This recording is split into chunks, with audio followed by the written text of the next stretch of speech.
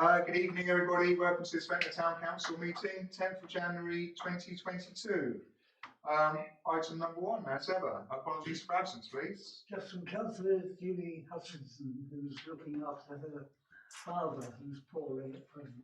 Okay, well, we wish them both well. Thank you, Dave. Second item, declarations of interest. Does anybody have any declarations, any interests they need to declare? Not any declarations of interest.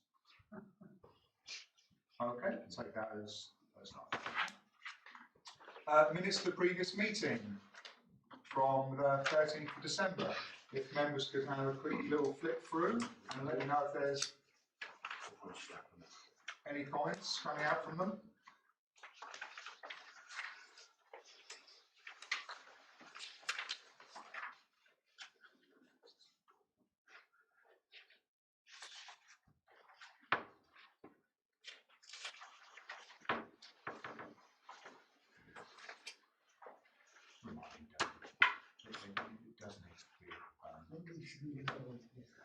No, it doesn't. Taken as read.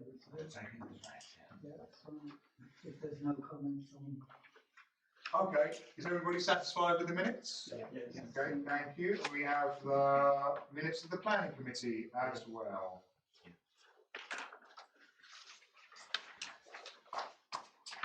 Thank you. Item number 4, the finance report. David, if you may. Thank you, Mr. Mayor, and the usual document with one shift in the numbers that members will be aware of, and the results in the balance of the Town Council's accounts at the 31st of December being a surprisingly high £392,278, as members are aware, and as is noted in section 3, that's because it includes the grant, the loan from the Public Works Loan Board, which was an application for £150,000 to fund the construction of a new public toilet, and it's slightly less than that because they inevitably charge an admin fee. So the actual amount we've received is £149,947. The reconciliation of the bank accounts to that date, 31st of December, has been completed. Payments during the month total 40,647, with 7,208 of that being attributable to Salisbury Gardens. The full list of payments is available to members as usual. Receipts during that period, including the money from the Public Works Loan Board, total 159,445, of which 5,681 was the Salisbury Gardens rent for the period. Finally, section 4, the year-to-date variances for the first 9 months of the financial year. Payments were then running £594 over the budget, and receipts were £301 less than budget. I've asked you to note that the car parks income listed doesn't include a further 11,500, which was received for the recent hire of our car parks by Iron Roads. And I've excluded that because the major purpose of this part of the report is to monitor developments against budget. But if you want to add it back in, you of course can. Thank you, Chair. That's me done. Super, thank you very much. Do members have any questions? I have one myself. The telecoms, quite over budget. Can you tell me what? Well, you've authorised a very large expenditure to white computers, if you recall. Yes. And that's now reflected in the payments, Chair. Okay. And the payment for the website is not linked It's to also in there. it's also the telecoms, okay. That's the one I had in mind more than one computers, but yeah, okay. They're roughly the same amount, both of them, about 1,500. Oh, because for the website, then we get this going into us. We paid half of the total. Any questions from members on the finance reports? If not, then I will be looking for a proposer and seconder, please. Councillor Cooper to propose, Thank you. and Councillor Jeffries, second. Item number 5, Loudville Ward co-option. As all members are aware, we are one councillor short at the moment, unfortunately, and hence we are looking for another. We've already nearly filled the seat, but didn't quite, unfortunately. So we're back again looking at a co-option process now. The reason being is because we did not receive the monitoring officer, the elections officer at the Isle of Wight Council, did not receive sufficient interest to hold an election in that ward. Hence, we're going to have the co-option. The process isn't actually attached to the report, No. but David has it in front of him. Yes, we are required to advertise the opportunity locally, requesting people to put their names forward for co-option by letter or email to the town clerk. And the replies, assuming there are some, and I hope there are, will be circulated to members for consideration, and the town clerk, in consultation with the mayor, will arrange a date for a special meeting which is open to all the then current members and should be attended by at least a majority of them, and candidates for co-option will be asked to make a short presentation. The applicant endorsed by the special meeting will be recommended to the earliest full meeting of the town council for co-option. My apologies for the missing document, but you heard that's it. No problem at all. That's perfectly fine. Can I ask, the vacancy is for the Loudville ward, but do the applicants for co-option have to live in that ward? So they can live anywhere in the Ventnor area? Yeah. It has to be within 3.7 miles of the boundary. It comes on there quite wide, then that's good. Okay, does anybody have any further questions? I have a question. Since I'm a resident in Loudville, I'm not sure if it's going to work, but I have a proposal that I resign my seat in Ventnor West and apply for the co-option in Loudville. Can that be automatically done? No. No. It can be done, but there's no you can't prejudge a co-option. No. It can't be automatically done, no. You can apply, obviously, in the same way as anybody else. Mm-hmm. We might lose you. Yes. Can I, you have 2 wards, can you not or not? No. You can't, okay. You can't jump between wards, no. As convenient as it might be. Yeah. We know that it could. One councillor, Particularly here in Ventnor with the 4 wards, we know that it would have been quite useful at times. Okay. You could be on 2 councils, but not on 2 wards. I was just suggest we've had this policy for a while, and in fact, I think we haven't actually followed it for a while because what the clerk just read out requires at least half the council to be involved. Whereas what we've tended to do is to have an interview panel where sometimes you struggle to get volunteers, but last time we had 3 of us who interviewed, and then it's formally decided by council on the basis of recommendation. We might be worth looking at the policy just to rewrite it to reflect what we actually do. I have to say, inviting somebody in to sit in front of a panel of 6 is a bit heavyweight. I mean, it was bad enough with 3 of us here for that. For sure. So that I would say that is worth a look. Yeah, I think it would be worth rewriting it. I mean, I understand the logic. The logic is that if you're going to take a decision for a new councillor, it ought to have the support of half the councillors. But generally, I think, my experience and my time on this council is that provided you've got a reasonable cross-section of members to do the interviews and the clerk, they tend to be trusted. I mean, we can't complain at the outcome of the last panel, I hope. We've got some good new additions to the council. I agree with that, Councillor. That's what used to happen back in my early days. But the council, I forget which one it was, insisted on having a majority present who had met the candidate. I mean, I think provided it's clear that if people are interested in being on the panel, they're not going to be excluded. I would suspect that I would suggest it's more practical for us to have a minimum number of 2 or 3 councillors, probably 3 councillors. I mean, I agree for a practical point of view, and also a pragmatic point of view, and also a point of view of the process itself. It certainly does make sense. That's why I let it go last time. Yeah, I think if we can we just make a note to have it as a review and just slightly rewrite it. Yes. It probably doesn't need a few tweaks, I think. Okay. But then tweaking that, it will have to come back through the full council. Yeah, doing this separately from this vacancy. Let's not hold it up. And, we'll see how many volunteers we get for the interview. We'll take that step first. Yes. In the end, it comes back here anyway. So.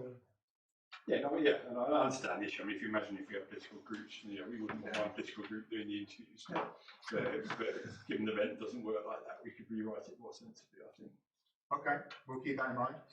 Yes, please. Sorry, sir. Just want to make a final comment. I obviously understand the processes and the potential complexities of what you've actually said, but I would like it on record that I certainly would support Mark being the ward councillor for the Lowerville. We're doing some excellent work up there at the moment, and I'd just like to put that on record. Okay. Chair, if I may, members would need to be aware, if that's in those discussions, that the town council has at present what's known as the general power of competence, which allows us to do anything that's legal. Without it, we are bound more strictly by the specific powers delegated to town and parish councils under earlier legislation, primarily the 1972 Local Government Act. My concern, and I've expressed this to Mark already, so it won't be a surprise to him, is that if what has been suggested were to happen, and there wasn't then an election for the vacancy created in Ventnor West, we would lose in May at the annual meeting the general power of competence, and that would have very serious consequences potentially for the work the council currently undertakes.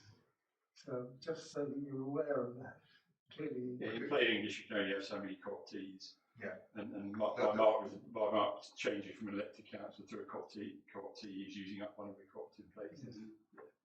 And if there were another one, if Mark were, if there's a co-option to Lowerville, that gives us 3 out of the 11. And the requirement is that at least a third of the councillors have to have been through an election process. Two-thirds, sorry, have to go through the election process. And the risk is that, as I say, if the replacement in Ventnor West didn't provoke an election process, we would then lose the general power of competence. And judging from the experience and the time that I've spent on this council, elections are hard to get the candidates forward. So I think it is a very real risk in that situation. But you may still wish to proceed. But that remains up to you. Okay. Thank you. Okay.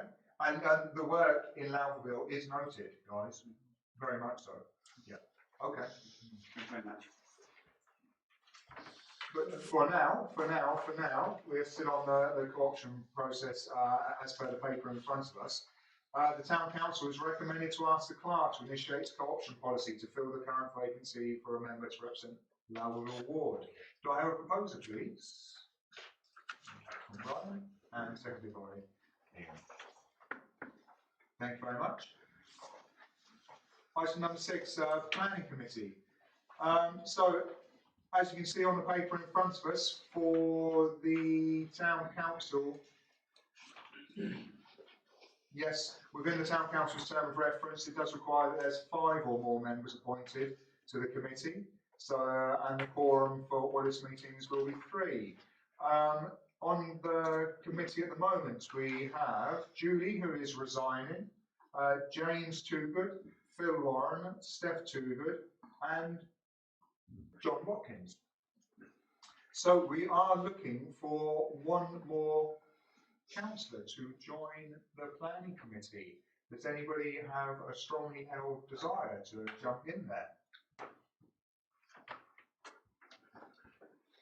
I would be happy to come back onto the committee if that's possible. Are you sure, Brian? No, not sure about Would you like to reconsider your position? Perhaps answer That's a suggestion. You can pick it up if you wish. I'm not Okay, sure thank about you, it. Brian. I will pick up that suggestion. Yeah. And I have to say, having worked with you for a number of years, Brian, fantastic. You were excellent on the committee.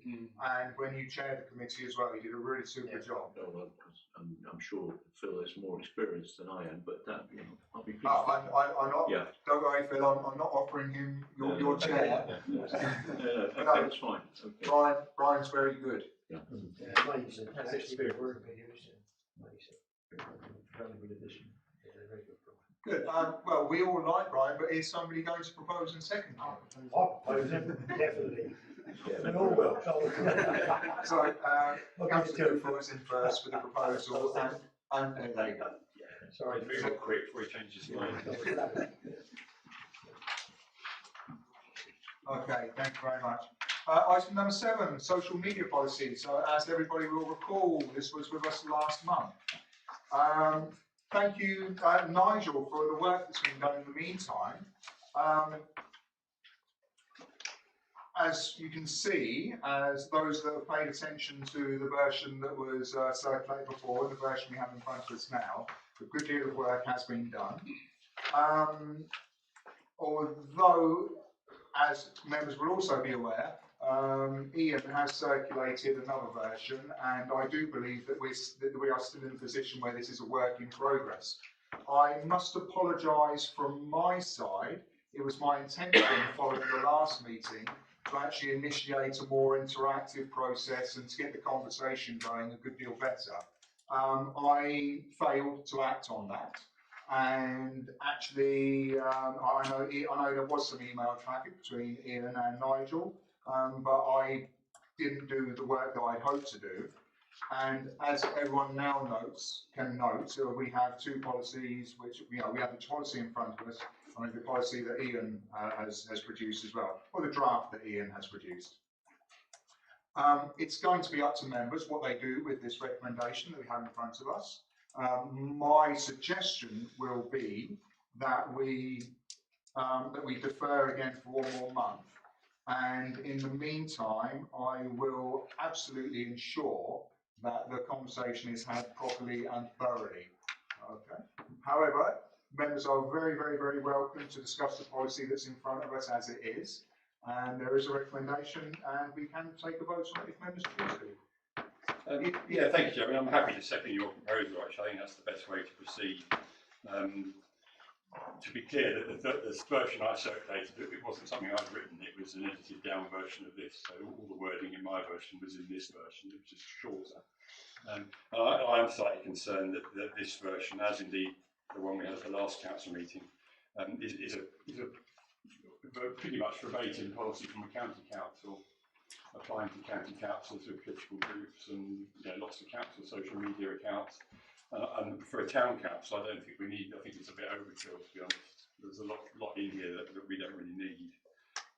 You know, we don't have corporate social media accounts, so I've been having paragraphs about that. I think we need something that's much more succinct, that basically makes clear to us that we shouldn't. We need to behave properly on social media. We need to make sure we don't represent the council, make it clear we're acting as an individual. But that's almost it. Yeah, I mean, you can flesh it out a bit. You don't need pages and pages of detail. So hopefully we can, in discussion, come up with something that meets our needs as a town council. Okay, thank you. I mean, I would have to say, whilst I think you know I'm in agreement with you regarding the councillor's side, with regard to the staff team and the council itself, we do need quite significant provisions, because as social media develops in the coming years, I mean, we have, Facebook didn't even exist a number of years ago, nor did Twitter, and who knows what's coming around the corner. So it could be quite valuable to put significant provisions in for the council. Yeah, no, that's a fair comment, Chair, because I mean the staff are covered by their contracts of employment at work, and you have detailed employment policies covering a number of areas, including this one. Whereas for councillors, it really comes down to the code of conduct, and us not shaming the council by doing anything illegal or distasteful or offensive, and that doesn't need pages and pages of guidance. I mean things like how many letters in our passwords and that sort of stuff. I don't think the town council we really need to be telling councillors that. So hopefully we can edit it down a bit. Right, did you want to comment? Well, as a humble councillor, I really favour the shortest, concise copy of every report. I think the important thing about this is the essence that we're getting over towards people in terms of how you represent yourself and the safety and the dangers. I think once you start going down to individual, whether it's TikTok or anything like this, once you start going down to individual things, you then force yourself to be totally comprehensive, because otherwise you might miss something out. So I really favour the two-page version, which starts off with the essence of the thing and the concept and bullet points. I don't really. Every time I see a 5, 6, 7-page report, I look for the conclusion at the end first, because it's too difficult to take in. So I think I appeal to make it concise with lots of bullet points of the main danger areas and the essence of what we're trying to get at. Okay, thank you, Ryan. Steph, please. Can I ask that any of this going forward is done face to face, despite the fact that there's a thing about sending lots of emails, because sometimes an email will go to some people and not to everybody. And so that's where possibly things get misread or misconstrued. I think that if this is really ever going to be thrashed out, because it is actually trying to cover quite a wide spectrum of employees, volunteers, councillors, it's a huge area, that it would be better thrashed out face to face with a small committee. Yeah, that would be my intention. Okay. That would be my intention to organise that accordingly, and then come back one last time. Yes, 3 months later. Into the Yes. rich. Just a comment. My view is there not room for both? One is the long document is central reference.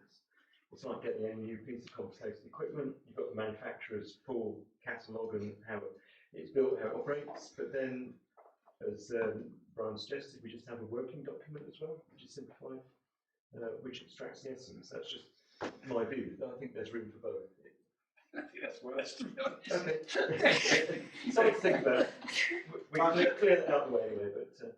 I mean, just to voice my opinion on that in a very broad sense, I think, thankfully, we're a very friendly council, and I've seen very little friction between councillors over the years. But my concern could be that if we have a complex policy for councillors, it might, and on a later council where there is friction, it might encourage councillors to look through the policy and try and find areas that they can use against other members in a vexatious manner. And that's why we need to really bring it down to the code of conduct, where we can take really the national guidance and put that into that. That would be my.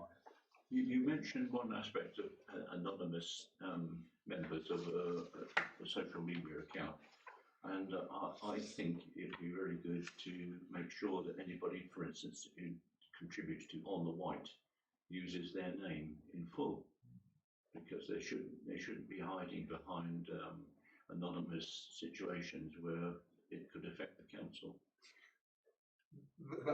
That's correct. I mean, I agree with you, the issue there is it enforceable? And you could imagine a situation down the line. I can't imagine it happening with the group we have here.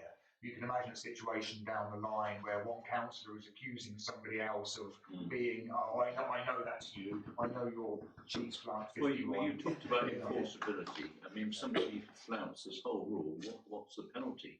And that's a key point, Chair. Smack on the wrist? I don't know. The way the policy is written, it suggests strongly that this town council and the staff of this town council have a role in policing what members do on social media.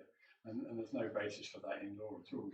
I mean, if a complaint against any of us in the code of practice goes to the Isle of Wight Council, and it's the Isle of Wight Council monitoring officer that investigates it. Now, I'm sure the Isle of Wight monitoring officer would take views from relevant people at Ventnor if we are in that circumstance, but it's not David's role or Nigel's role or anyone else's role to be policing what members do on social media. And if you read the policy that's drafted at the moment, at the end, it does sort of suggest that is the case. And Brian raises a valuable point.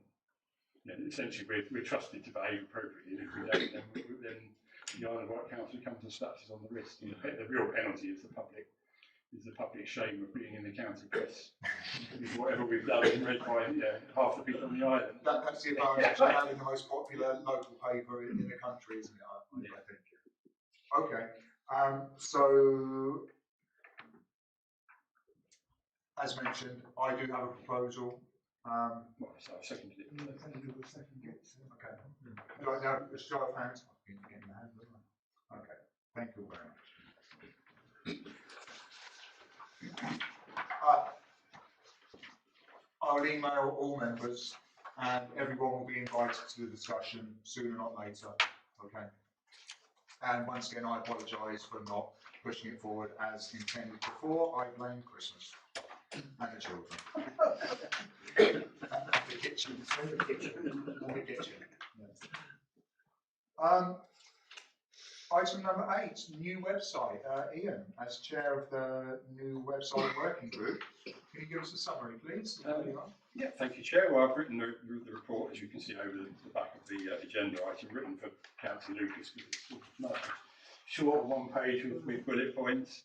And I'm pleased to be able to give a very positive report of the start of the process of designing the new website. We've got off to a great start, both within the council, I'm very pleased to say, and with the suppliers. And Nigel's been doing a grand job building a relationship with the suppliers and getting the task started. As you can see in number 1, we've paid half the money, the other half will be payable on completion. And number 2, we are aiming at March. Council agreed early in 2022, now the working group has scoped the task, and we believe it's realistic to launch a website in March, recognising that that won't necessarily be the full work, it'll be work in progress. So in March we'll have the main requirements met, and then we'll have the opportunity to add pages for lots of voluntary groups and other activities that we couldn't possibly write in 8 weeks or whatever. We are going to have to decide on a colour scheme, which is probably fairly soon, and again it looks to us that the options are probably some sort of blue based on the logo, or a more neutral light grey colour scheme with some blue highlights. And again, that's the decision we'll be taking, and hopefully be able to share with you at the next council meeting. Photographs, Nigel's doing a grand job gathering in all sorts of photographs of the town. This is an open invitation to any of you or any people that you know, or indeed anyone watching the video of this meeting. If you've got good photographs that you think the council might find useful on our website, by all means let us have them, and you will be credited. The one drawback is that photographs with people in them, we need to make sure that they're not recognisable or that they're giving consent, which unfortunately means that some of the nice pictures taken of things like Ventnor Day we can't really use because you couldn't possibly get everyone's permission, which is a shame, but there we go. We have done a first draft site map, which is like an index of all the pages that we hope to have. Very much work in progress, started with 10. You can see in the report that they fall into 4 areas. So you've got stuff about the council and its meetings and councillors and wards, and those pages you would need to have from March. You've got pages about council services. We probably won't be able to have all of those up and running by March. You've got pages about the town, particularly aimed at visitors, and we recognise there is a big gap here because unlike most of the towns on the island, we don't have a tourist board or a business association that's promoting the town, so that's something that we can do. And we'd like to have some of that up and running for March, and then we can fill it out during the summer. And then the fourth area is community, so about the town, community groups, activities, Ventnor Enhancement Fund, and so on. And again, those are pages that many of which we'll probably be writing during the year, and hopefully we can involve some of you in either writing or proofreading some of that. I think that's it, really. We're meeting every few weeks, and hopefully we can keep up the good progress. Oh, it's really exciting stuff. I'm very, very encouraged. I like the site map as it's broken down into those four parts. It's super. I see in item in miscellaneous under 6, it would be useful for members to consider the priority it wishes to give the council to an actively managed website. Is that for us? It is, and in fact, having this morning's working group meeting, having made this particular note to raise that, I've then forgotten to do so. So you're well spotted, Mr. Mayor. I don't think that's a discussion for now, unless members have a particular view now. But it was, we did discuss it at the last meeting, and it was considered. We thought it would be useful for the whole council to think about how we see the website fitting into everything else we do, and how active we want to be about using the website to communicate with our residents. How much of a priority the website should have and the work on it should have, as against the other activities the council does. And I think that's probably a decision or a discussion to have when you can start to see the site taking shape. Because at the moment, you can't really envisage what it's going to be like. I just wanted to flag that. And the other thing I should have mentioned, actually, which I can do so now, is that within a week or two, we hope to have they're calling it a demonstration site. So it'll be the basic site without anything on it, and then over the weeks we will add to it, and we should be able to share the address of that site so that you can all keep an eye on how it's taking shape. I would ask that you don't share that beyond the council. I mean, it'd be nice to launch it. It'd be nice to launch it as a finished product and not have people in the town looking at it when we're still working on it. But certainly for yourselves, it'll give you the chance to log in and you can see the pages and content being added. And the supply should start adding some content, hopefully by the end of this month. Okay, I mean, you say that you'd like to launch the site, but keep it under wraps up until then. When you do go for the launch of the site, I mean, I'm just thinking off the cuff here. I mean, it would be good if you can draw a lot of traffic into it, and then you get something which rolls onwards from that. I mean, websites, we know they're a legal requirement. We also know it's quite hard to get people to go to websites now. It would be interesting if there's some genius idea that nobody else has. Everybody wants the idea that nobody else has had. And maybe Zonky have got one for us, something that can give the website a continuous ongoing usage and a continuous ongoing appeal. Yeah, so, and we're already thinking about those sorts of things. I mean, I think nearer the time we need to think about how we launch it. But also, I think an example would be an events calendar for the town, which is one of the things we liked about what Froome had done. If all the events, if people in the town have the opportunity to put their events onto the website, and if there's one place you can come to where all the wonderful things happening in the town are all there, listed by date and by theme, particularly in the summer when there's a lot happening in Ventnor, I think that would be a real focus, and that will bring traffic to the site. That hopefully spreads around the site. And that's just one example. I know, probably further down the road, but I know Brian's very keen to do something with local businesses as well and get them involved in the site and use the site to promote business in the town in general. So there's things like that we can do, and those sorts of things will put the website at the heart of the town. The other thing is, at the moment we have the town clerk's newsletter or report that goes into the Chronicle. That can become a news feed on the website, so people can read it in real time. And that's another thing. If we keep that updated regularly, then that's another thing that the latest news from Ventnor, what we're up to, will be on that website. Are you happy with that? I think you've got your work out on a Sunday evening, haven't you? Making your 800 words for all these years. It's an hour and a half's work. An hour and a half? Well, that's not so bad. Not so bad. All right. Okay. Basically, people across the whole town will know that every week there'll be some news about what Yes, the council and there is always news, and let me take the opportunity to say thanks for that, David, because you always manage to fill up the column, don't you? And yeah, it's really good. And it's not a bad little read, and I'm sure a lot of people appreciate it. Okay. Thank you very much. Anybody would like to direct any questions to Ian on this? Good, okay. Well, there's no decision, it was just for information, so there we are. Item number 9, Marlboro Road public toilets. So as everybody is aware, the works are starting on the new public toilets in the central car park. As I was passing earlier, I see the cones are put out there. They haven't dug any holes yet, and that's going to take a while. It's going to be quite the big logistics task, I imagine. Actually starting on Wednesday because Ventnor will have closed it and we can't start till Wednesday. Okay, so the traffic cones have been put across there by the council. Yeah. By the White Council, okay. Freeze the car parking spaces, that's all they've been doing. Yes, Yeah. okay. Well, hopefully Dave's fully recovered in good time. I spoke to him tonight and yeah, he's back to work today, but he's got to do a bit of catch up for a couple of days. Sure. On his sites. He's ordered new Harris fencing because when it's been poured around the sites, it gets a bit sticky here and everywhere. He wants to fence the whole site off with new Harris fencing, and that's coming tomorrow. Okay. So he's starting Wednesday. It does need to be fully secured for the duration. He's wrapping the whole site around properly. I don't doubt that. I don't doubt not a problem, yeah. Okay, so Marlboro Road toilets. I mean, I think all of us will agree that it'd be a great shame to see them go. They are a little slice of history, but it should be noted that they do have very high water costs.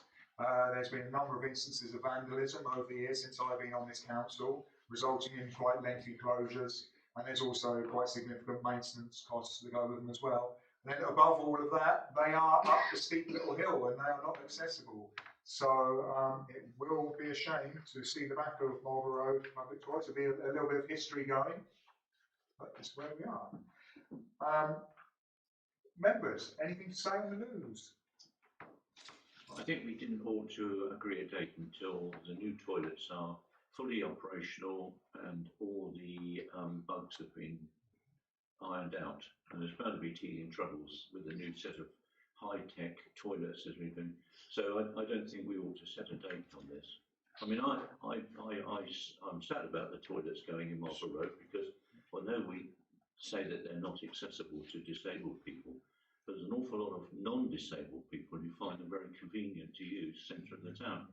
So that's not totally reason for actually shutting them. I'm sure there's a cost aspect as well. But I think we ought to hold back a termination date. How much notice do we have to give? You have to give 6 months. 6 months notice. And the reason why I've raised it at this time, you'll imagine, is because I'm busy preparing the draft budget. Yes. I'm anxious to avoid an extra toilet cleaning operation because that's another 10 grand. Yeah. Well, 6 months doesn't see that job finished, does it? And fully operational. It's committed to 6 months. No, but I mean the new toilets. In 6 months' No, time. that's what the contract said. The contract says fully operational in 6 months. In 6 weeks. Yeah. Wouldn't it be best to aim for the end of the summer then? So like 1st of October, on the basis that you then got some time for contingency. So as you can see in front of us, we do have some contingency built in already with a termination date of the 1st of August. So potentially that would give us all of July, as a contingency. But I mean, if you have a recommendation to push it back a bit further and members are that way inclined. Well, I was just thinking if, in the middle of the holiday season where somebody comes for a fortnight and 1 week it's open and the next week it's closed, it's not going to look great. So it might be better to close it, when the holiday season sort of formally ends at the end of September. End of the fall season, yes, October, I suggest that. Yeah, we've got to carry the cost At of the a end couple of of the months. season, at least get the kids back to school. Kids back to school, middle of September? Middle of September. So I'm looking after your budget. They're saying October, I'm saying September. I'm looking after your budget, David. What do you budget think? is yours, Chair? It's your budget, yeah. End of September? End of September then, yeah. That's a And I suppose if all went wrong, we could easily sort of keep it going by They won't agreement. mind at all if Yeah, they by say. agreement. It's just legal. They don't want it back anyway. But if they don't want it back, yes, why can't we have it cheaper than we had it It before? costs 10k to clean. I see. Right. And how many thousands on the water bill? Yeah, a lot. Seven. Yeah. Seven. Yeah, Quite a few. in the September, yeah.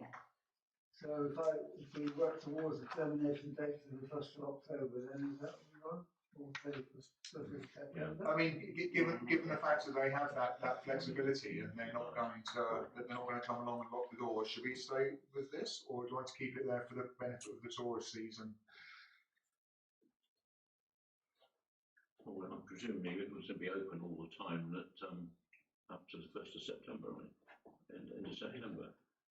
And that would give us 6 months cleaning costs on the budget, wouldn't it? Yeah, okay. Would you like to propose that then? The town council has recommended to agree a termination date for the lease of Marlboro Street public toilets. The termination date, as proposed by members, is 1st of October. 1st of October, yeah. Are you're proposing? Yeah. I propose, and a second proposal by Brian, and seconded by Steph, please. Thank you. Show of hands on that. Thank you. Right.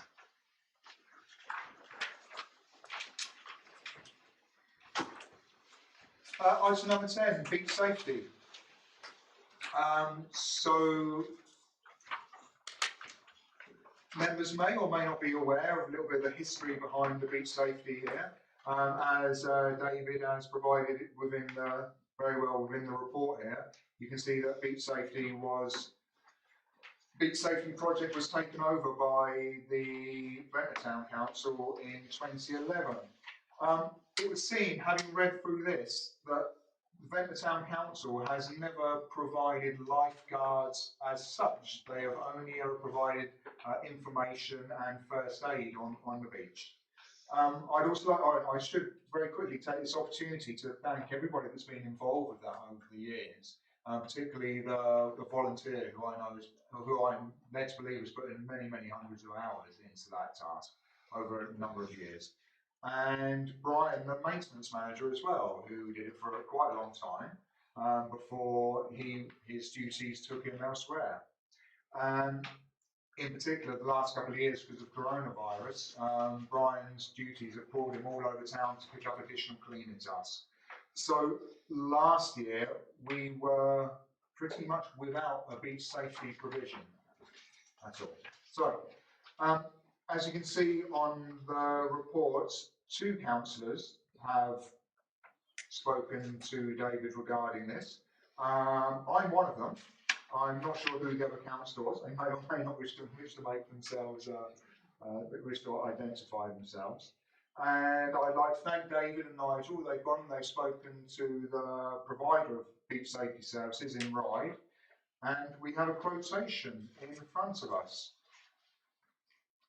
which I'm sure you've all had a look at. The quotation to cover the core hours of 11 a.m. until 6 p.m.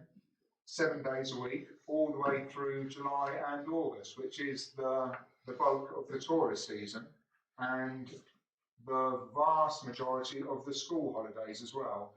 From memory, the kids these days are going back first week of September. So there's just a little bit extra at the end.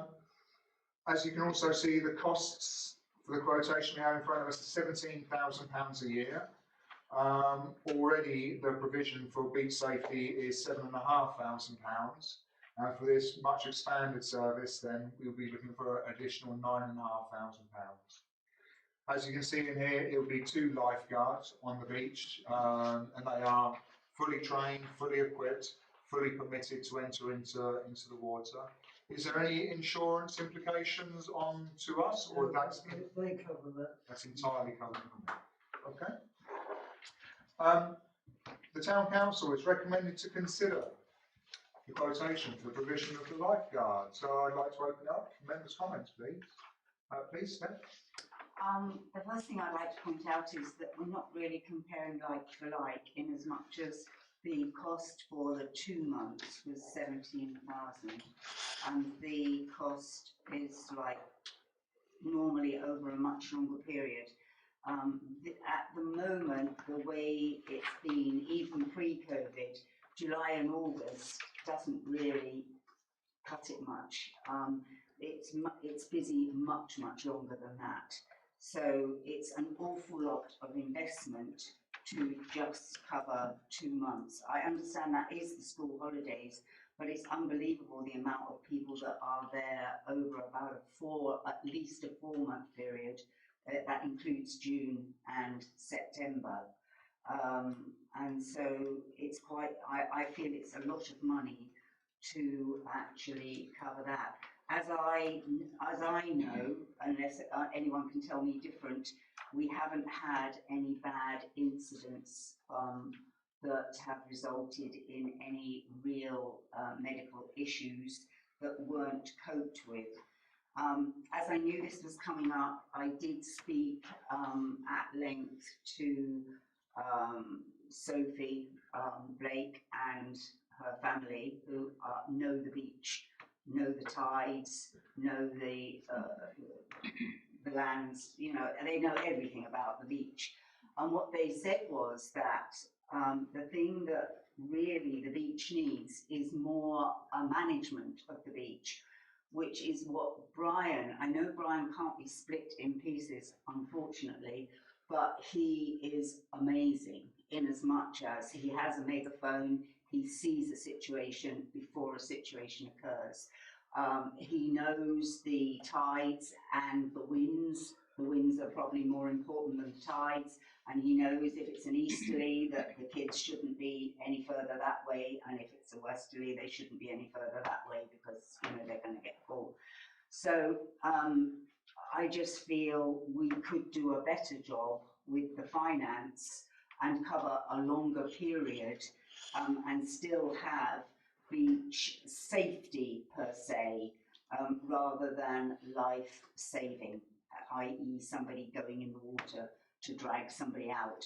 Because I'm lifeguard, have been all my life, not a sea lifeguard, a pool lifeguard, but the art of lifeguarding is seeing it going to happen before it happens, and education.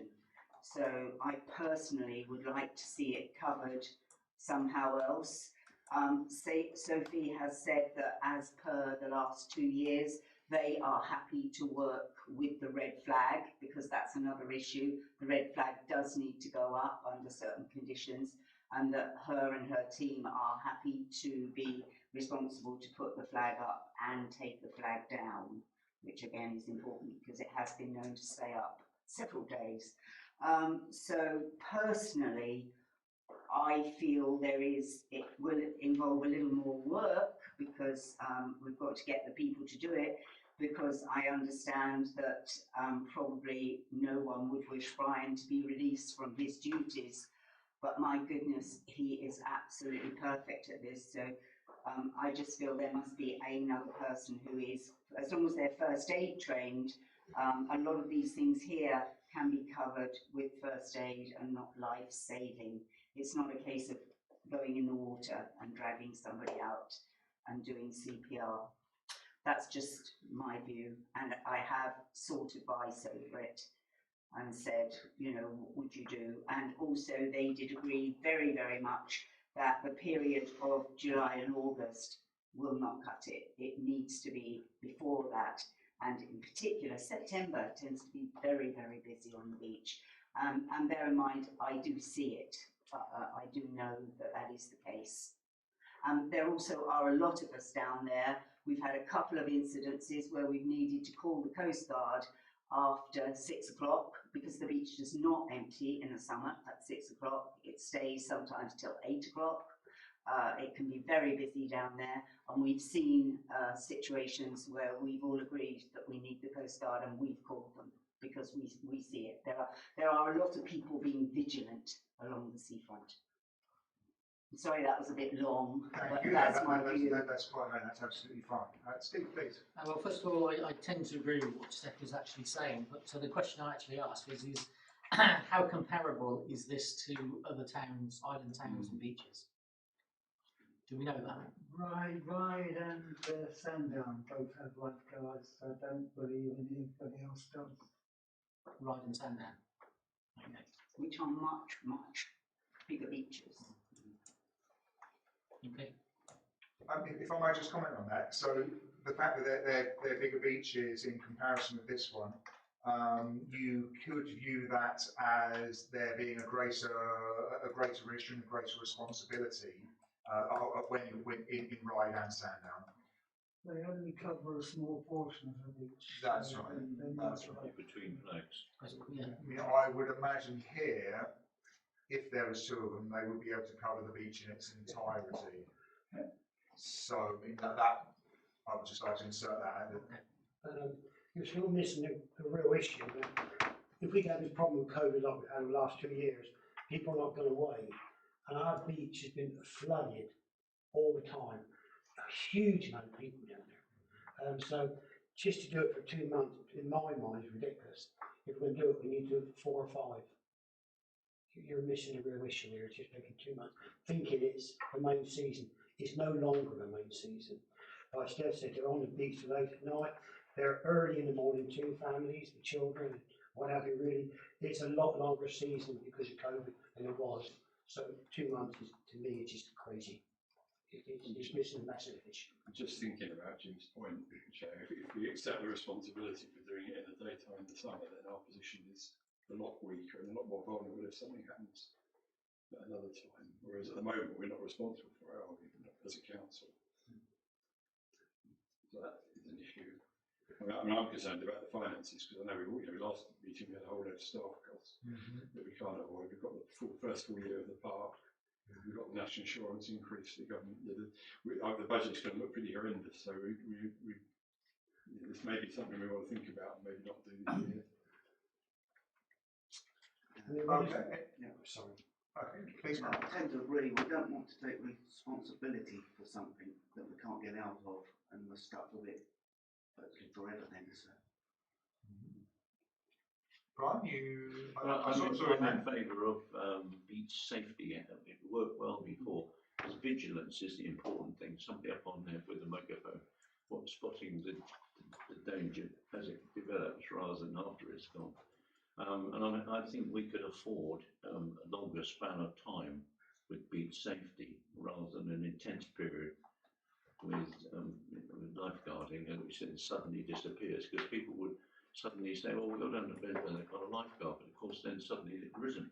I think whatever we do ought to be a consistent service over as long as possible period.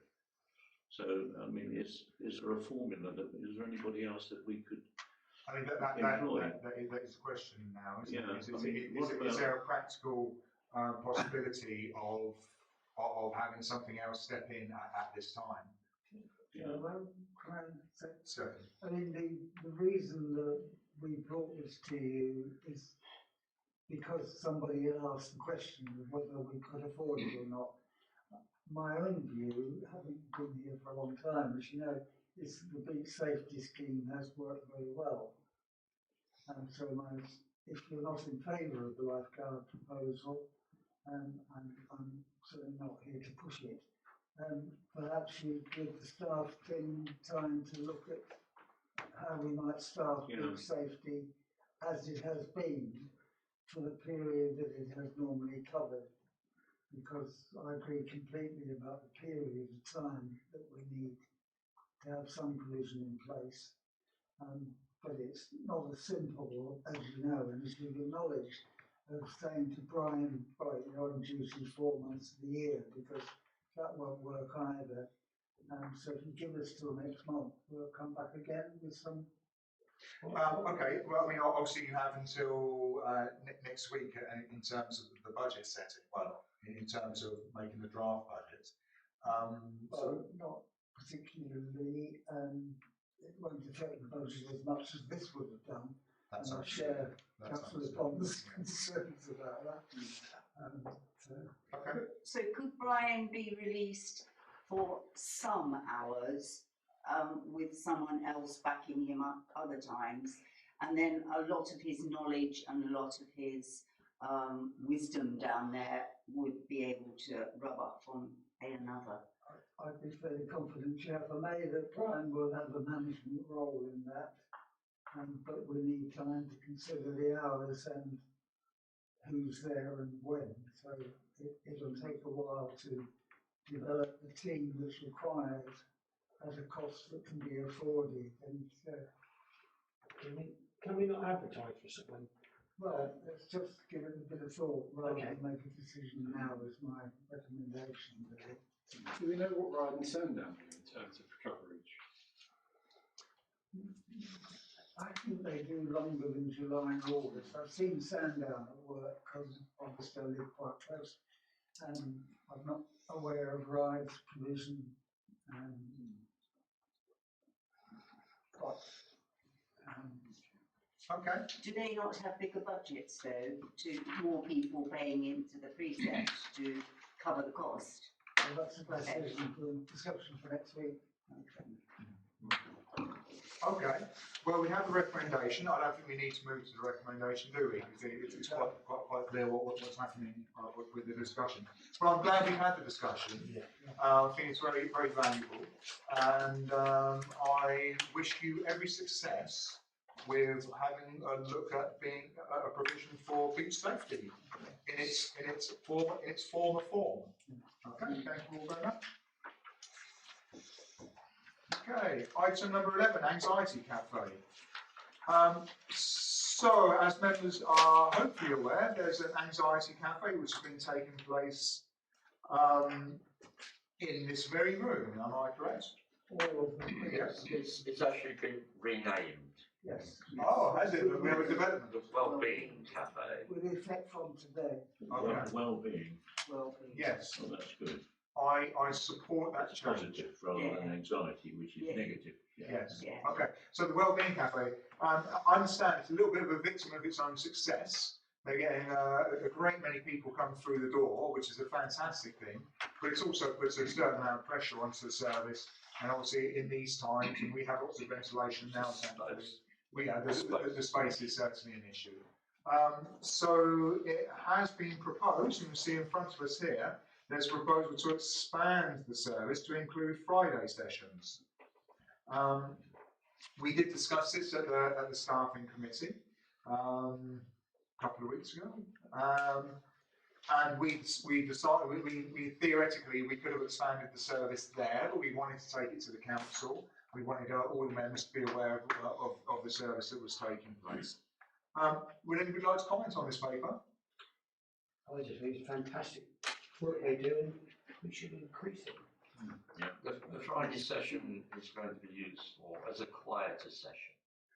So there are a number of people who do come to the other sessions, but can get rather overwhelmed by the number of people and the noise and being in close proximity to one another. So Friday is going to be trying to be promoted as a quieter sort of a chat session where people can talk about their issues if they so wish, and others can chip in and weigh in with some advice maybe or helpful tips or signposting towards other things that would help. Okay, so it will be quite distinct from the other I sessions. mean, I go to every session. I go to every one. So there's always one of us there, and my services are quite often used, for advice, counsel needs, and so forth. But the Friday session is going to be probably used as something a bit quieter than the normal session. Okay, that's interesting to know. I mean, it's good that there's that diversity to accommodate as many people and as many needs as possible. Because sometimes, I mean, if you've got 30 people turning up at one go, it's a bit much. Yeah, I understand. And with people who do struggle with anxiety, with well-being, they struggle with well-being, so they're not always inclined to be with 29 others. Yes, it can be rather difficult. Okay. Any further comments? I was actually talking to Tony about this today, Chair, and I've actually signed up to the Fair Share from Tesco's to get their surplus sort of food, and I know he was saying that they want to do more sort of like cooking in the meetings as well, and that's why he wants to get the freezer and everything down there to actually store the food in, which I think it would be a good idea, extending that one more day actually do more things like this. We did the lunch this last Friday. Yeah, Terry okay. did a chicken stew, I think it was, vegetable stew. So. Yes. All right, super. Yeah, Terry, very well regarded. I've Very much appreciated.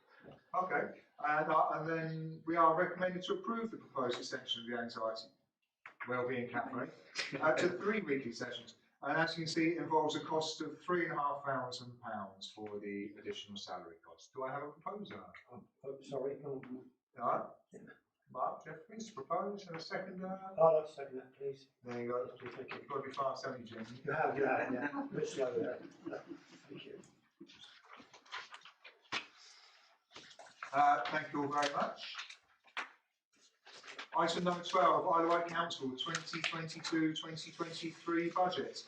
I don't know if members have stumbled across the online survey that is currently available from the Isle of Wight Council. I'm seeing some nods around the table. You will be aware then that it is I don't want to say a box ticking exercise. It's because that gives the wrong impression.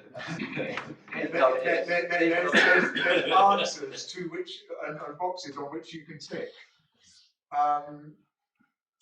So we have to decide if we run through it. So I'm glad that other people are aware of the survey and how it's constructed.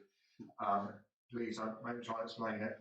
We have to decide if we want to make a corporate response to that. Theoretically, it's possible. I don't think it is even possible theoretically. I mean, I've got a copy of it at home and I looked at it 4 times. And I think to myself, how on earth can you fill this in? It starts off with, do you want to vote for a very, very high precept and have minimal changes to your services? Well, what responsibility have I got to commit other people who can't afford a very high? And then it comes to basically a load of services, all of which are absolutely essential. Yeah, do you want to cut your Essential. I mean, it's like the surgeon saying, I've got to take one of your legs off. Which one do you want taken off? I mean, it's just impossible. So, I mean, I'd rather leave it to the elected people in Newport. Who, I can't really add to it. And I don't think this council could come to a consensus on it. I mean, it's impossible. There's going to be a certain amount of political fallout from this anyway. I don't know that we want to get particularly embroiled in it. I would say that's judging the table. That's probably the feeling that we all have. I mean, I agree in particular about the section where you're given this choice of which services are going to take priority over others, and very, very clearly, I mean, there's not enough substance there for any of us to make any objective decisions on that basis, is there? So we will not make a formal response, or would anybody like to propose that we do make a formal response? No. To all our colleagues at County Hall, let's wish them all luck. Wish them well, yes. Yes. With an impossible situation. Yes. Yeah. A very, very difficult situation. Okay, no resolution needed. Item 13, David, Town Clerk's report, please. Just briefly, Chair, this for the record records the very successful Christmas celebrations that Tony McCarthy and colleagues and the assistance from invaluable assistance from the Deputy Mayor delivered on the 11th of December. That seemed to go on really well, with the weather notwithstanding. And item 2, car parks. The Mayor, as you can see, arranged a virtual meeting with 3 other town and parish councils to share the discussions around the possibility of local control of off-street car parks. South Wight Parish's Health and Wellbeing Forum continues its very successful development of some 6 years now it's been going, and they're still finding new people to come and talk to it and answer questions on the development of health and welfare services. Shore Road public toilets, we were pleased to hear this week that work has actually started on the solving the problem of the overflow of water that's forced the closure of that toilet for a very long time. And dates of the working groups and reference to the continuing repairs on Salisbury Gardens. And that's it, Chair. I'm done. Yes, okay, super. Thank you very much. So I'd like to thank you all very much for attending this meeting, and you can close the meeting, please. Thank you, Nigel.